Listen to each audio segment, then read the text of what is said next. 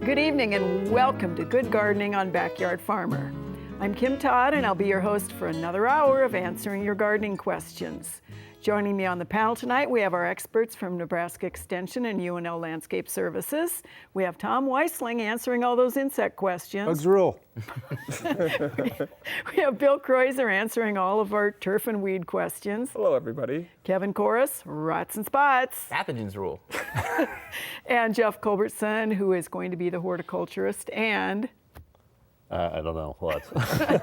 you rule. I rule. Oh, yeah. And we'd love for you to join us as well. Just give us a call at 402-472-1212 if you live in Lincoln. Our toll-free number is 1-800-676-5446. Pictures and emails go to byf@unl.edu. We'll answer those on a future show. When you send us an email, please tell us as much information as you can, including where you live. That really helps us answer those questions better. Don't forget to follow us during the week on Facebook, Twitter, YouTube, and the Backyard Farmer website. So let's look at samples, and you just have a beautiful one, Tom. I do. Unfortunately, they are Dead. preserved. If we brought in live ones, they'd be all over the lights around here and all over the place. So what I brought was a couple butterflies. Can you identify them, Kim? I can, Tom. Okay, are you going to? No. No, all right. Real confident. What we have here, the larger one is a monarch butterfly. The smaller one looks very much like it. That's a viceroy. Viceroy, yep. And interesting about these two insects is the monarch, of course, the larvae eat milkweed. And in the process of that, they become distasteful. They pick up the cardiac glycosides, the poison in the plant, and they sequester in their body. And this bright coloration means don't eat me, I'm distasteful. Now the viceroy does something similar, but its larvae actually look like little bird droppings, and they feed on cottonwood leaves, willow leaves, maybe poplar leaves. And in that process, they pick up salicylic acid, which they carry into their body, makes them distasteful, real bitter tasting. I hear, I've never tried one. So the interesting thing about they look very much alike. The only difference is in the viceroy, there's a little, I'm sorry, you're gonna have to zoom back in again, little tiny line on this hind wing. And the monarch does not have that. So that's how you tell the two apart, plus the viceroy is a little bit smaller. And I had a real point about, oh yes, ecologically. It's something called Müllerian mimicry. So they actually are both unrelated, but they look very similar and they're both distasteful. That means that if something ate one of these and had a bad taste, it would not attack that because it learned. And that's how I learned not to touch the viceroy. By eating them both. Did they learn Yes. together, or did one follow after the other one? Did they? That's a great question. I don't know the answer. Well, we don't have enough time right now. Okay, thanks, Tom. All right, Bill, what do you have that's weedy? I have some beautiful crabgrass. It's going crazy right now. It's warm, and the grass is growing like crazy, especially along the sides of like sidewalks and driveways, anywhere the turf isn't very dense. And as we continue to dry out, we'll see this prosper more and more as our cool season grasses start to slow down. This is large crabgrass. It's hairy versus smooth crabgrass, which doesn't have the same amount of hairs on it as the large hairy crabgrass. When it gets this big, it's really difficult to treat. And so when you do have crabgrass, you want to make sure you are on top of it right away, either by pulling it if it's small areas.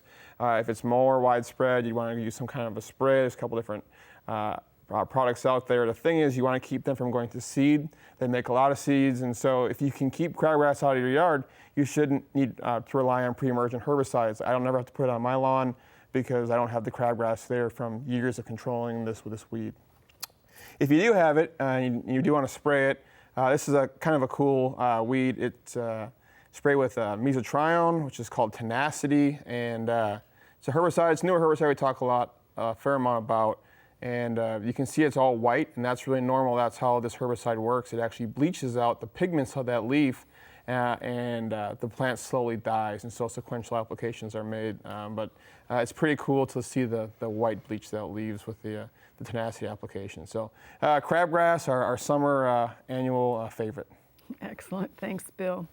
Okay, Kevin, a sad pepper plant. It's been the year of bacterial diseases. We've had excellent weather conditions for bacterial diseases or bacterial pathogens, and we've had them in all sorts of crops. So this is a pepper plant, and this is very typical of what will happen with our bacterial foliar blight diseases. So this is called bacterial spot of pepper, and it's caused by the bacterium Xanthomonas campestris. It's a pathovar of Xanthomonas campestris, because I'm sure you're all itching to know that. And it's a bacterial disease, so it's residue-borne most of the time, and this one is. So that means that it'll survive our winters in the infected leaves that drop from the plant that it's infecting. So if you keep peppers in the same spot in the garden each year, you're susceptible to perennial infection year after year if you don't clean up that residue.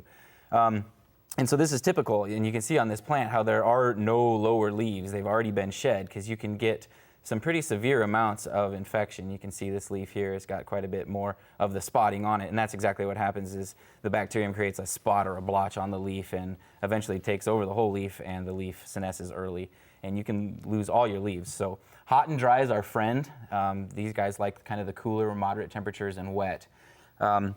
If you are producing peppers commercially and you do need some control over this disease and you have it, you can use a streptomycin-based or copper-based product and get great control.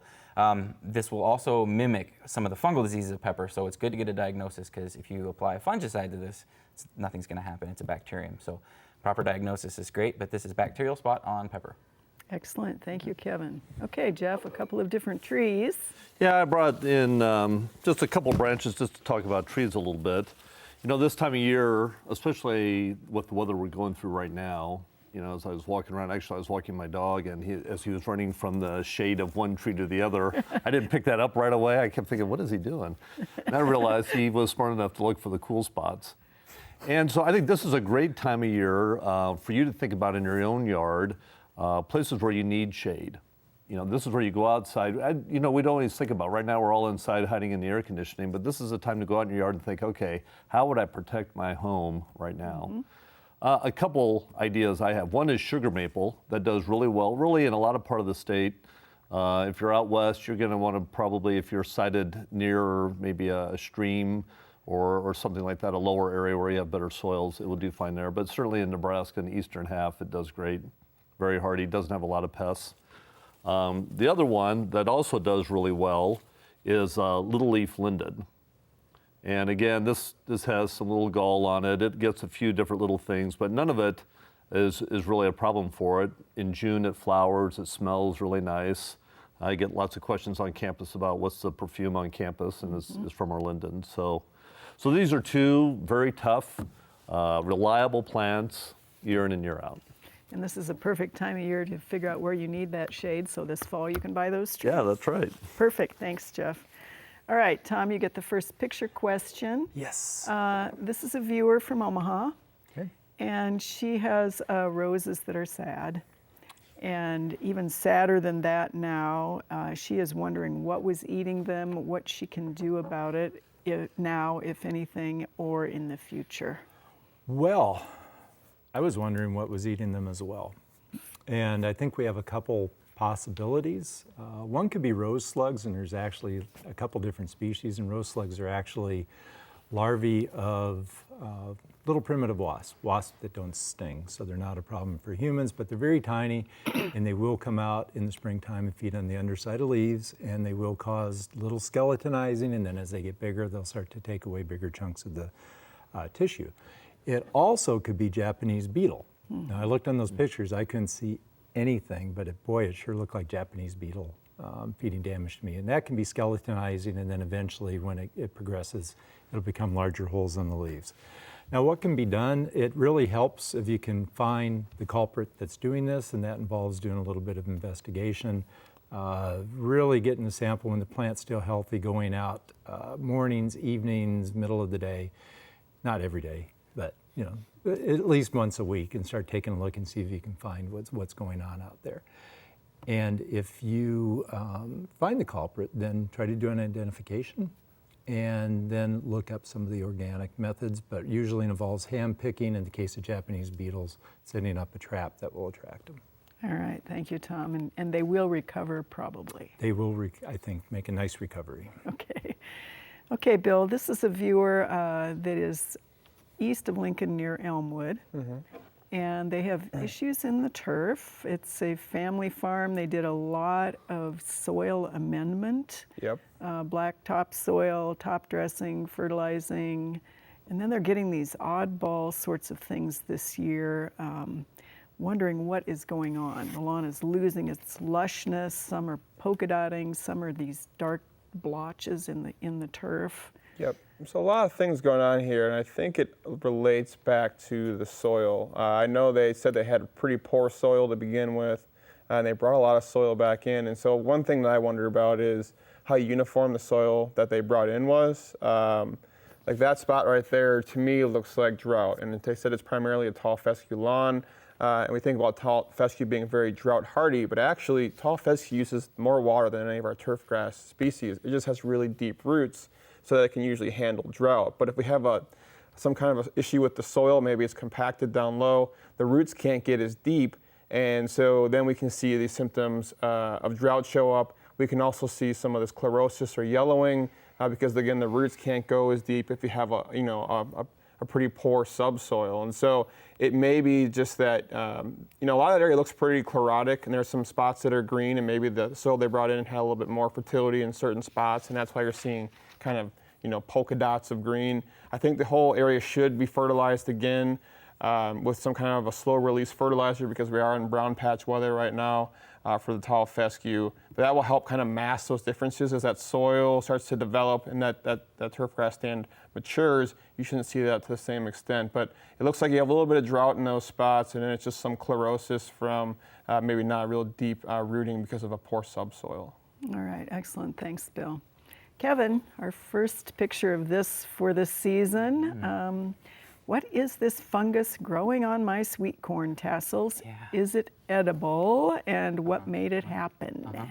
I guess starting at the end of that question, what made it happen is usually physical injury to the corn plant. So this is common smut of corn. And there are two different types of smut. There's head smut, which will only form on the ears, and there's common smut, which will form on the stalks, on the leaves, on the ears, and as we can see in this picture, on the tassels. So that's actually smut on a corn tassel, which is crazy. And it is edible, and it's a Mexican delicacy. They eat it in Mexico quite a bit. I think some restaurants are catching on here in the States. And it's called huitlacoche. And if you like, the fungus among us, and you eat the fungi like I do, this one is particularly good. I've actually had it now as a sauce. It was fantastic. So yeah, huitlacoche, common smut. The name of the fungus is Eustalago matus. You get it in your corn when there's damage, a lot of times after hail, or if they're bumping into each other, something like that. So if you can just put a little bit more space in between your sweet corn rows, you should avoid it. All right, or you can have it and enjoy it or eat it on your steak. Okay, Jeff, this is a picture from North Bend. This particular viewer has a beefsteak tomato that is doing that. Right. And he is wondering what he did wrong. Well, he shouldn't be quite so paranoid. I don't think he did anything wrong. We see splitting in tomatoes when there are variances in moisture. So if we went through a wet period, sometimes there's rapid expansion. If there's not enough water to maintain that as it goes through that, we might get some splitting. So that's probably our main cause. There's just kind of uneven water availability to the plant right now. So, keep an eye on it. Maybe make sure that you're watering and keep looking at your soil moisture. Maybe mulching the plants will help, that sort of thing. All right, thanks, Jeff. Well, earlier this spring, Bill installed a fescue lawn, and we've been checking periodically to see how it's going. Tonight is part 3 of that lawn renovation.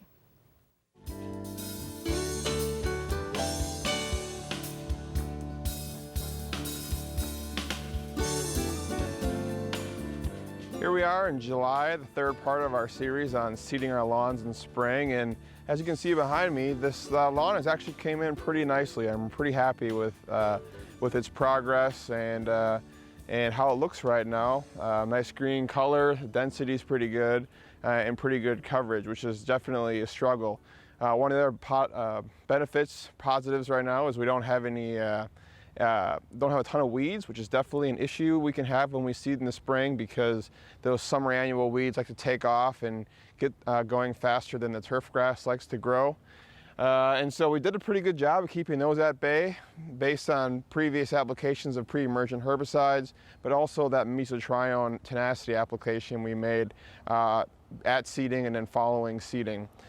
A couple issues though we still do have with this lawn that we're going to have to try to address is right along the sidewalks and the driveway. It was hard to get the cedar right up to that without damaging the cedar, and so we have some spots that just didn't come in, and so it's kind of obvious when you walk on the sidewalk that you see these kind of edges that just look like there's grass missing there.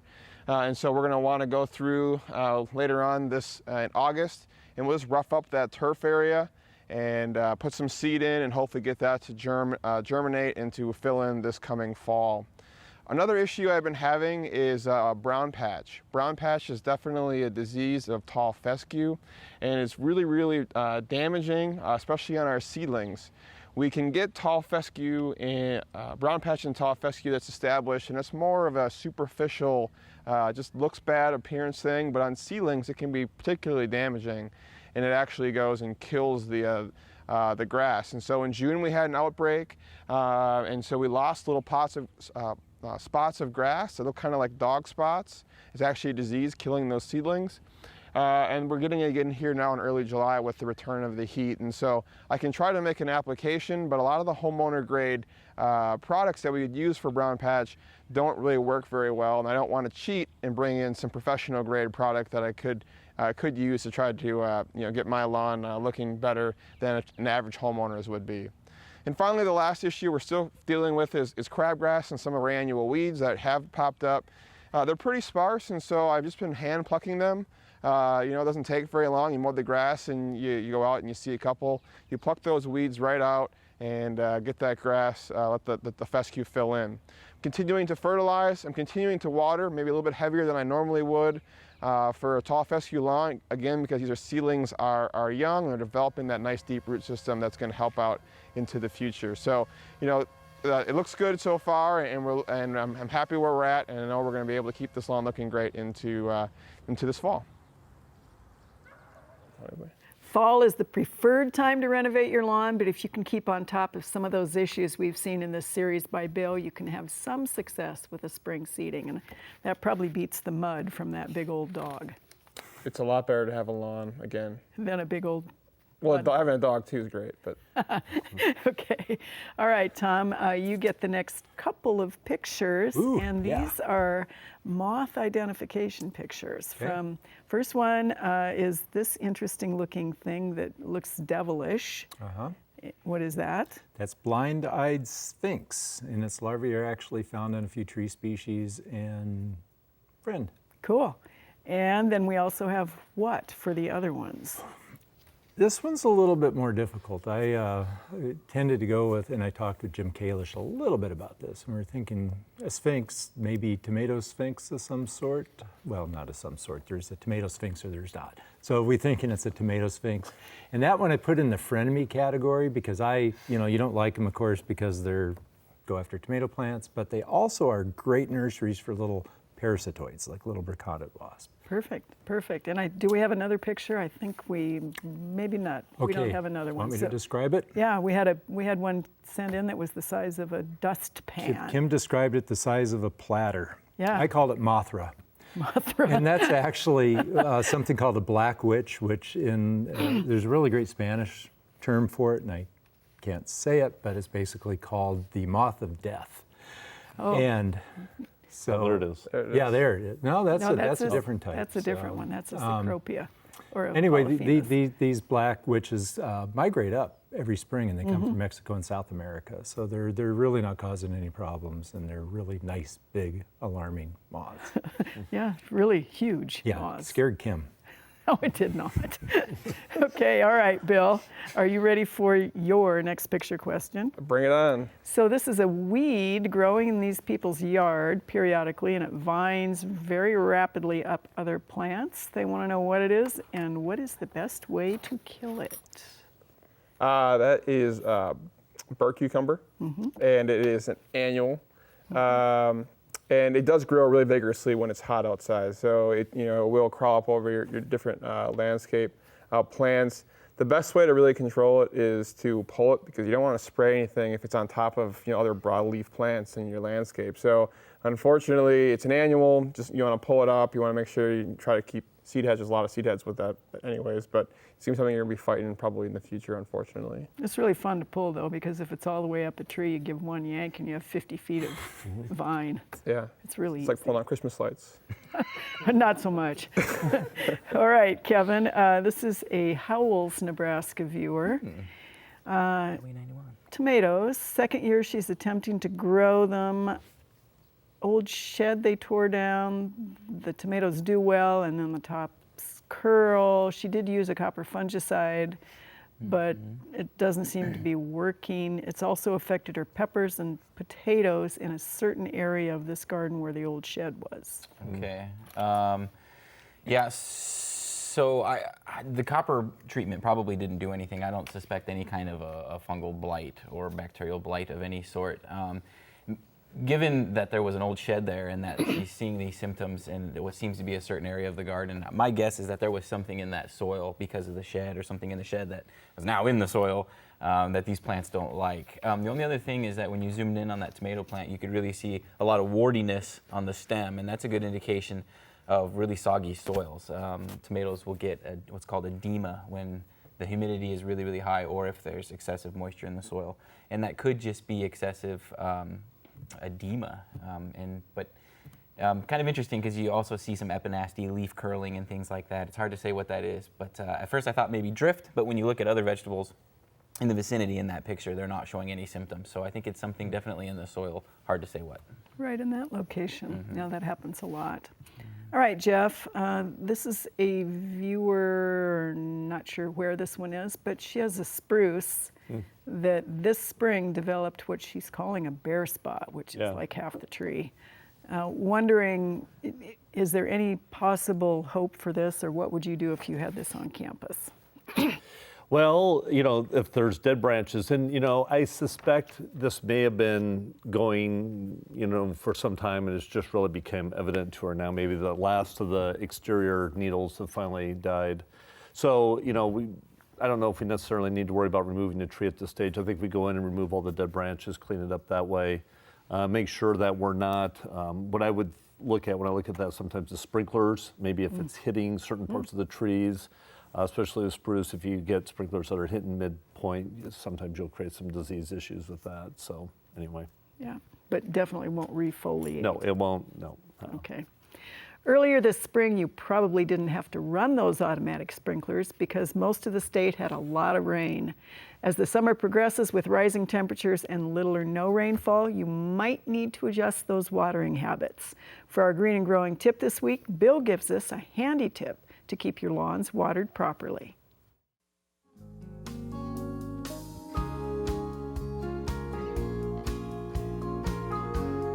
One of the questions we get a lot is how should we set our irrigation controllers in the summertime? And the answer is we should really try to manually water as often as possible. And that means when we see a little bit of drought in the grass, either you walk on it and your footprints linger, has a little bit of a bluish hue to it, then we want to go out and re-wet that root zone as deep as possible.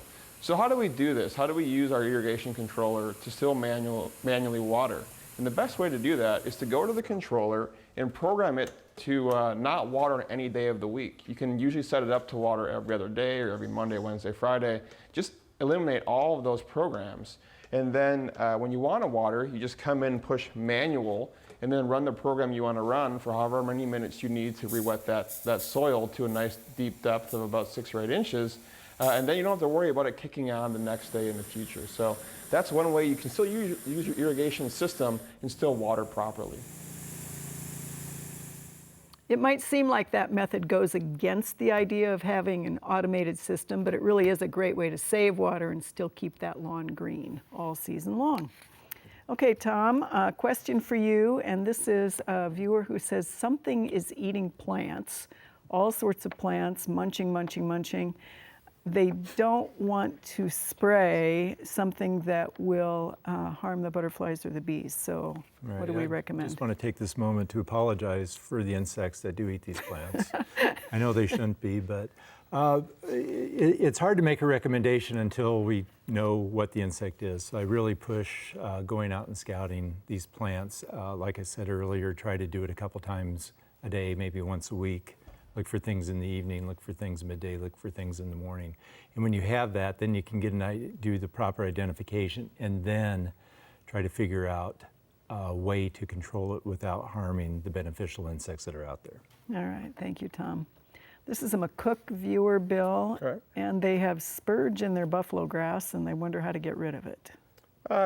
You could, if it's pretty widespread, you could spray it with any of your three-way type products. But honestly, if you have spurge is something that you see a lot when you have open, thin lawn, and so it's not really solving the problem. So look at your fertility, your irrigating, your soil. What can you do to get that lawn a little bit denser to help outcompete that spurge? Because even a buffalo grass should be able to outcompete the spurge pretty well. All right. This is a Valparaiso viewer, Kevin. The stem end on the tomatoes is showing signs of rot. Is this the same as blossom end rot? The stem end? No, probably not. This probably goes back to what was discussed earlier, what Jeff said about the uneven watering with tomato cracking. You'll see that all over the fruit, but you will see that where the stem attaches to the tomato. That's one of the areas where you'll get the big cracks. So again, if like you said, you can have soggy soils and then all of a sudden it's dry for a couple weeks as that tomato plant is trying to set that fruit and that water's not available and you get this cracking. So if you can just try to keep an even watering during fruit set especially, you should avoid that. All right. Jeff, this is a northern Nebraska viewer. Peonies transplanted 2 years ago. They bloomed the first year, but not this year. They're healthy. This viewer says they didn't plant them too deeply and there aren't any signs of diseases. Okay. Well, sometimes that's just the way it is. I don't know what to tell you. But yeah, if they're not too deep, if nothing's going on, if they look fine, if they don't have botrytis, then I think, it just was one of those years. Okay, one of those non-wondrous pageantry yeah. things. Well, the current hot weather in eastern Nebraska hasn't phased our garden at all. In fact, it's really beautiful and the vegetables have really responded well. Before we go to break, let's take a minute to visit the Backyard Farmer Garden.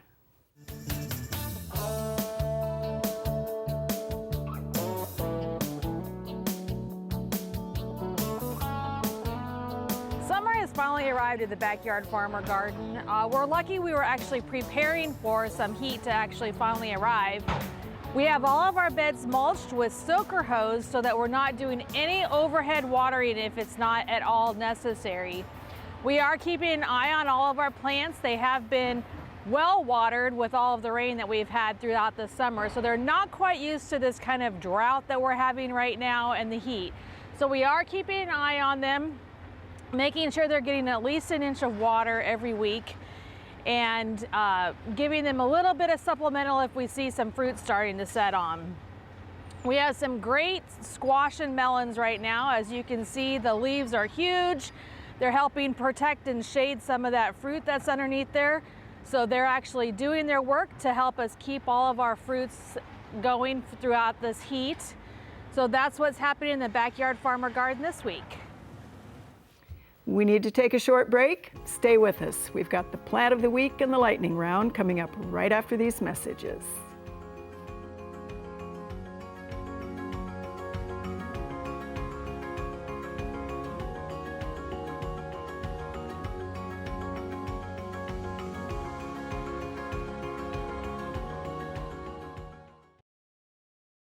You're watching NET Television.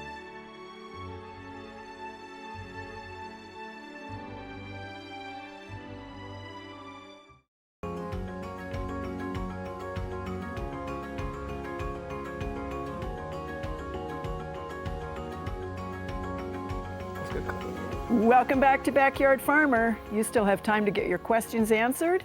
You can just give us a call at 1-800-676-5446. Later on in the show, Amy's going to help us figure out some rots and spots on onions, Right now it's time to start that lightning round. Are you ready, Jeff? I'm ready. We have a viewer who says tomatoes are flowering but not setting fruit. What's up? Oh, probably our temperature and everything we've been talking about earlier. So just be patient. The first set of flowers, I don't worry about too much. So Any such thing as a good white-barked tree for somebody in Webster County down there by Red Cloud? well, Quaking Aspen, it's a lighter bark tree and it does very well for us around here. So I say give that a shot. Okay. Should rain gardens be recharged with water if we haven't gotten any rain? Well, I guess it depends on the plants that we have in there. You may need to give them some supplemental water from time to time, sure. Okay. Is it okay to prune boxwood and yews this time of year or too late? I don't know if it's too late. You know, if you need to do some cleaning up, there's sometimes some wild ones you need to take off, so that's all right. How about new trees and watering? How much do they need to get through this hot, dry spell? You know, again, you need to check your soil, so you need to give it the little screwdriver check there, make sure we have nice moist soils and not overdo it, but you know, so it's something you monitor all the time. All right. Nice job, Jeff. Ready? No yes and no answers. No Did you yes or notice no, that? no Tried to get pass. nice, complete, thorough, clear. I want to win. Right. So. Okay, Kevin. So when it is this hot, should a viewer who has black spot in their roses use a fungicide? Sure. Which one? Propiconazole. Okay. Base product, I believe. Do we see pine wilt and Austrian pine showing up right now? Sure, we could. Might be a little early to start seeing the browning, but in a couple weeks, yep. Okay, and should that be then immediately removed from the landscape? Make sure it's on its way out. There's no turning back, and if it's definitely dying, yes. Okay. Remove it, chip it, burn it, bury it. How long do fire blight spores live on pruning tools? They're not spores, they're bacterial cells, and probably only for a few minutes, but long enough to be transferred if you don't use some kind of sanitation on your pruning tools. Okay, if a viewer has cedar apple rust in their ornamental pears, is there anything they can do next year for that? Well, yes, there are some. You want to make sure it's actually rust and pear because we've actually never even had rust on ornamental pear in Nebraska, but it could be entomosporium leaf spot. So you want to get a diagnosis so you apply the right product because there's two different products for either the rust or the entomosporium leaf spot. Was that a yes or no? That was both. chewy. A lot of words to chew there. Okay. You ready, Bill? Mm-hmm. Okay.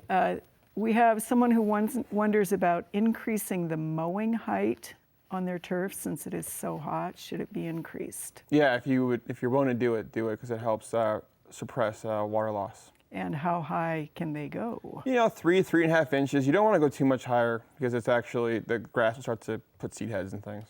Okay. How long will it be until viewers can seed buffalo grass or fescue in kind of the west central part of the Well, we state? kind of missed the boat with buffalo grass. It's getting late already. But fescue, you want to go and seed that in western parts of probably mid-August. Okay. Can buffalo grass be seeded successfully in the fall? It's a warm season plant, so no, it needs to be established in the spring. Okay. Since we are in July already, is it too late to spray for nut sedge if people are just seeing it? Yes, if you're just seeing it, you might still get some control if it's just popping up, but generally we're too late. Okay. If a viewer cannot water at night, what should they expect in terms of lawn issues? It'll be fine if you water during the day. It's just you're not going to be as efficient at getting that water down. So if you can't do it first thing in the morning, do it during the day. You'll still get some benefit that way. Okay, excellent. Read them fast, Kim. 5. No. When do you put down grub control? It can be done as rescue treatment in the fall, or it could also be done in the springtime. Okay. How do you get rid of spider mites on a very large house plant that cannot be moved outside? I've really had good success with Safer Soap and Safer Insecticidal Soap. Do 2 treatments spaced about 1 week apart. Excellent. We have iris borer streaks in the fans on their iris. When and how do you treat for iris borers? I'm going to pass on that one. Okay, 1-inch sorry. brown moths flying around. How do you treat for that? I have those in my yard too. I have not treated because what you're looking for is the larval stage causing damage into the turf, probably some sort of cutworm. Okay. There is an insect doing damage in the cones on coneflowers right now. Any notion on what that beastie could be? No, I have no clue what that would be. I haven't seen anything like that at home. Okay, that one's just starting, I think. Can you use sticky traps, or do you need an exterminator for brown recluse spiders? Both. It's kind of a multi-pronged. It's actually a very serious thing. You really want to use sticky traps for monitoring, and maybe sticky traps with a combination of some other control methods to get rid of an infestation. All right, thanks, Tom. Nice job, guys. And Gladys has brought us beauty. Yeah, we're kind of in a blue-purple mood tonight on Backyard Farmer. The first one I'll talk about is the hydrangea here, Nico Blue. So it's this beautiful hydrangea. She talks about using sulfur to keep hers nice and blue. So it needs to be an acidic soil, and certainly in Nebraska that can be a challenge. So if you have this is something you're going to want to treat the soil certainly on a regular basis to keep the soil more acidic. It's shallow rooted. They like moist, rich soils. So it's something that, again, we don't want it too wet, but we don't want it to dry out either. And a little bit of shade will help that. Then this kind of unusual looking one here with the hanging flowers is Duranta, little blue. It's a shrub or small tree. It's from South America, so it's not hardy here. She puts it in the garage in the wintertime. And so right now she says it's about 2 feet tall and 3 foot wide. It's also called dewdrop and pigeonberry. Oh my goodness. And the pet name for my wife is Pigeonberry. I know she's going to kill me when I get home tonight, but I think you just made a big mistake. yeah. I like that name, Pigeonberry. So tomorrow at work, everyone will be hearing me call him Pigeonberry. So we want to say thanks to Gladys if we can stop laughing at Jeff. And for those of you who wonder about those blue hydrangeas, we're going to say one thing. It's Gladys. She can grow them. Yeah. The rest of us can't. Yeah.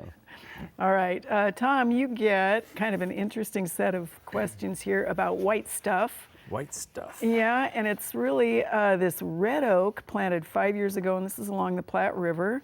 They were invaded by cicadas, so this was kind of, the 17-year thing, and the tree was covered with this stuff, and they wonder if it is damaged from the cicadas laying their eggs in the bark and whether it should be hosed off.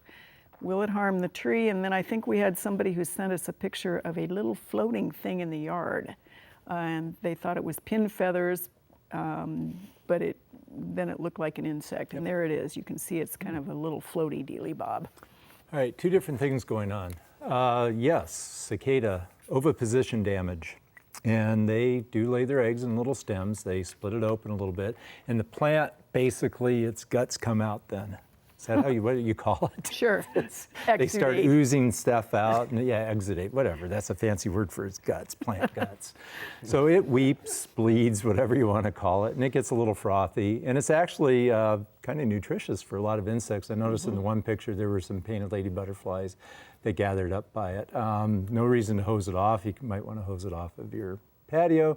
The good news, you're not going to have a problem with it for 17 more years, but the tree should be fine. Okay, and the little floaty fly thing? The little floaty fly thing is actually called flying fluff, and that's probably, we've had a lot of woolly aphids this year for some reason, nice and cool, and they seem to come from maples. My guess is they were moving off, they were winged to trying to find their next host in their life cycle. Not a problem at all. Okay, excellent, lots of white stuff. Speaking of which, we have a viewer that has a clover lawn and actually impressive. likes it, and but is wondering, is it possible to use preen or other pre-emergent kinds of things or broadleaf stuff to keep everything else from coming in and help the clover thicken up? Unfortunately, no. It's a broadleaf weed, technically, and so anything you're going to use to control weeds is probably going to ding the clover. And so that's the one issue with clover lawns, and there's a lot of research interest in looking at micro clovers and things for lawns, but that weed control aspect, I mean, you pretty much lose all of your herbicides because most herbicides are somewhat effective on the clover, unfortunately. So rolling in the clover and pulling weeds at the same time. Yeah, pretty much. Okay. But it looks great. It does, excellent. And bugs love it. They do. All right, so this is a Norfolk viewer. Kevin, and we actually had 2 questions about this particular vine, tropical vine. This is Mandevilla. And just beginning to get these nasty looking leaves. He's wondering if he should apply a fungal spray to it. I don't think there's any need to. I only see, and maybe this picture isn't capturing what's really going on, but I only see one leaf that's starting to turn yellow, and it has a big lesion on it, a big brown lesion. And I think that big brown lesion is there probably because the leaf is turning yellow and dying. And I'm not sure what's killing that leaf, but I don't think it's any kind of a fungal plant pathogen. If you look on all the green leaves, there aren't hardly any specks or anything. There aren't any lesions starting out. So I think that little brown lesion is on that yellow leaf because the yellow leaf is dying. So it's a secondary issue, and I don't think you're going to gain any benefit from a fungicide application. I would just make sure that the canopy of that plant is exposed to the air and sun, and and there's no standing water on the leaves for a long period of time, and you should be okay. Okay, thanks, Kevin.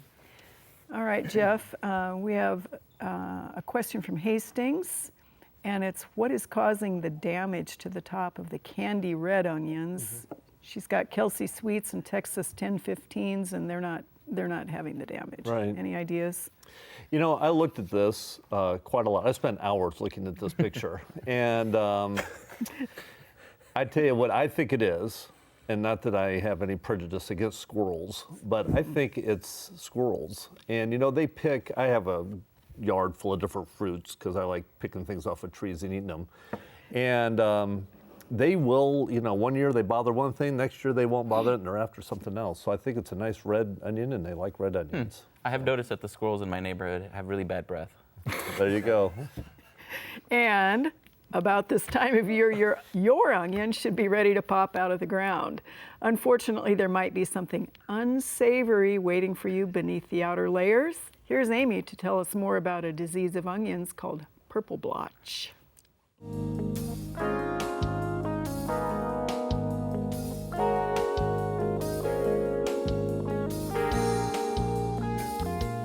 We have home gardeners throughout the state that really cherish their onions, and learning how to grow a very successful onion crop can be somewhat challenging. But with those challenges, we can also run into those wonderful rots and spots. And one of the main problems that we run into is a disease called purple blotch. It's a fungal disease. It's an Alternaria species, very common to see when we have frequent rains or high humidities or fog associated with early season production. Purple blotch is called purple blotch because if you look at it, sometimes you have to be creative, but the blotches it forms is actually purple in coloration. So when you first start seeing anything developing on the leaf itself, it's a white little flecky spot, and as you give it about 4 to 5 days, that spot will continue to grow and expand. It will be sunken in, turn that purple color, and we're going to get concentric rings, very similar to what we see in early blight in potatoes and tomatoes. That is the spore production, and it's going to continue to develop, and you can actually see that whole onion leaf wilt and die. And so we can have early maturity of our onions than what we were really looking for because the onions aren't fully mature. Now there is a second stage of this disease. Besides the leaf blight, it can also cause a neck rot. So if there's any damage to the neck throughout the development, the fungus can actually grow down into the neck, affect the bulb. Now where it actually affects on the bulb depends on the leaf that's infected, because every leaf equals to one scale of the onion. So it goes down a particular scale. You can harvest your onions, put them into storage, and this winter you go to harvest them or pull them out to use them, and the onion may look just fine on the outside until you cut it open, and then it can be brown, soft, mushy, and there's usually an odor associated with it. And that's very common to see, but you can also see it on the outside scales of that onion bulb too, depending on where that infection occurs. So how do we manage it? A lot of times we're going to try to avoid overhead irrigation like we do with most fungal diseases in our home garden. Otherwise, sanitation is the huge thing. If you are a farmer's market grower, most likely you're going to be using a copper type product to spray over the top. And then to prevent the neck rot and the bulb rot, you want to make sure you don't damage the bulbs during harvest, and also making sure you're cutting off the leaves and allowing the onions to dry and mature correctly before you go into long-term storage. With a few of those steps, you should limit the amount of damage that you have with purple blotch and be able to store those onions throughout the winter months. Those are great tips to help you avoid not only purple blotch, but also a host of other diseases on your vegetables. So, you know, it really does start with keep it clean. Okay, I've heard that, Kim. just thought I'd repeat. So this is an Omaha viewer, Tom, and she found this guy crawling up her leg and wonders if it's a friend or foe. What is that? Thank you for not freaking out. It sounds like you took it all in stride. It's definitely a longhorn beetle. They're also called round-headed wood borers. The larvae live in, basically the adults are attracted to dying trees and they'll lay their eggs inside of it. And then the little larvae spend a year or 2 or 3 eating the wood inside of the dead tree, and then eventually they emerge back out. And looking at it, it's really hard to tell the exact species, but it kind of looked like the pine sawyer, which is the vector for pine wilt nematode, but we don't know for sure without putting it through an identification key. Okay, excellent. All right, this is a viewer that thinks maybe a purple pigweed came up, and this is what it looks like in his garden, and it maybe came into his garden. What do we think this might be, and is it? We've kind of looked at it, and we don't think it's actually purple pigweed, but it probably is some like ornamental amaranthus. So it may be a weed tea because you didn't plant it there, but it may actually be some type of ornamental that somehow got into your garden. Right, which would be pretty likely, I think. Yeah. Yeah, all right. Kevin, we have a lilac with some issues, and this is in Bellevue, 8-year-old lilacs planted next to one another. First, the leaves curled up, and then branches and older canes. Is this environmental? Is this fire blight? What is this, do you think? You know, that the leaf epinasty looks to me like this could be drift of a plant growth regulator type herbicide. Lilacs actually don't get fire blight. They get a different bacterial blight from a Pseudomonas bacterium. But it wouldn't look like that. It would be really dark brown and nasty and a lot of death. But what you're just seeing there is it starts out on the terminal parts of the plant is the leaf curling and the kind of the epinasty. And that's really probably the most likely thing. There are some viruses that'll do that, but it's likely just drift. It's been windy. People apply, unfortunately, when it's not very still out. So that would be my best guess. It should grow out of it. It should be fine. Okay, excellent. Jeff, this is a Stromsburg viewer with Solomon seal, the variegated Solomon seal, 4 to 5 years old.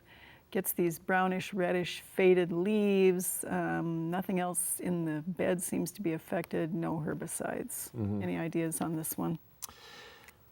Well, unless Kevin has some suggestions, you know, I wonder, it seemed like a really dense planting, so if we're not getting good airflow in there, maybe it wouldn't hurt to thin this out a little bit. I mean, they look really healthy to me. Yeah, I wouldn't know which one, but some of those symptoms do look like that could be a bacterial or a fungal leaf spot of some sort. Again, really difficult to tell from just a photo, but and again, it's a spacing issue. Right, and that plant is kind of susceptible to both of those issues if it's too tightly spaced. So we have some announcements for cool things in the gardening world, and we're going to begin with, I think, one of 3, the Benson Garden Walk, Saturday, July 18th, 10 to 4, with more information on your screen for that particular one. Our second one is the Greater Omaha Iris Society Sale, the 24th of July, 2 to 8 at St. Andrews, again with a URL on the screen for our viewers. And then we have the Lincoln Iris Society Rhizome Sale, Saturday, August 1st, 10 to 4, St. Andrews, with a phone number. So iris time.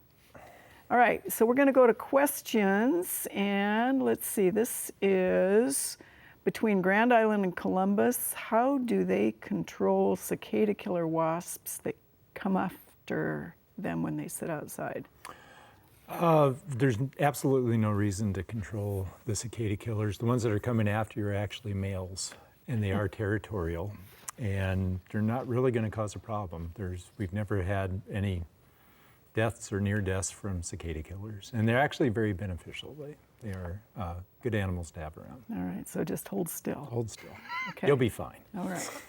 We have a Kenton, I think it's Kenton, Wyoming viewer, Bill, and wants to know, is there a herbicide to use now, with the now emphasized, for killing weeds in the lawn. So it must be broadleaf weeds of some sort. Yeah, it's just too vague right now to really say what you want to be spraying. And if it is a broadleaf weed, if it's an annual, it's going to die in a month anyways, 2 months. And perennials, you want to spray in the fall. So probably nothing without having a specific ID and specific goal in mind this time of Especially year. since it's hot. Yeah, I mean, you can have a lot of problems with volatilization of herbicides this time of year.